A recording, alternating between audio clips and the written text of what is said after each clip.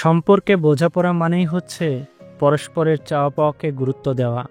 দেখুন, একটা মানুষ আপনার সাথে সম্পর্কে থাকার পরেও যদি আপনার কাছে কোনো প্রত্যাশা রাখতে না পারে, তবে সে কার কাছে রাখবে? সম্পর্ক মানে একটা কন্ডিশন, যেখানে পরস্পরের ভালো থাকার দায়িত্ব পরস্পরই নেয়। সেখানে ভালোবাসা থাকবে, পরস্পরের মনের মিল থাকবে, পরস্পরের গ্রহণযোগ্যতা থাকবে, পরস্পর পরস্পরের আকাঙ্ক্ষার গুরুত্ব দিবে।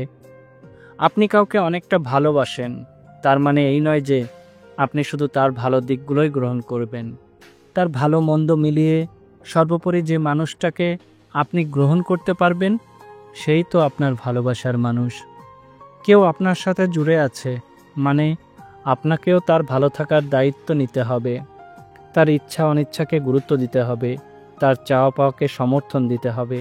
আপনি সমর্থন না দিলে সে নিজেকে নিয়ে হতাশ হয়ে যাবে, কেননা আপনি ছাড়া তার কোনো অপশন নেই, কিংবা আপনি ছাড়া আর কারো কাছে সে তার মানসিক শান্তি উপলব্ধি করতে পারে না।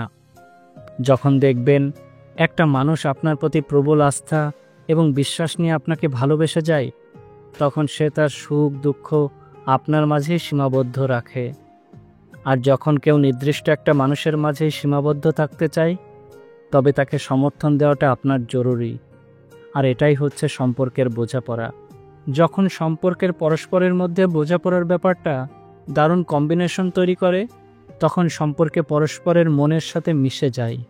যখন আপনি দেখছেন সেই মানুষটা আপনার প্রতি দিন দিন প্রবল আসক্ত হয়ে যাচ্ছে, তখন আপনি তাকে আরও বেশি সমর্থন এবং সাহস দিন। আর যখন সে আপনার থেকে সমর্থন এবং সাহস পাবে, সে অনায়াসে পুরো পৃথিবী জয় করে এনে আপনার পায়ের কাছে রাখবে। এটাই ভালোবাসার শক্তি, এটাই দুজনের বোঝাপড়া, এটাই দুজন দুজনার চিরন্তন ভালোবাসা।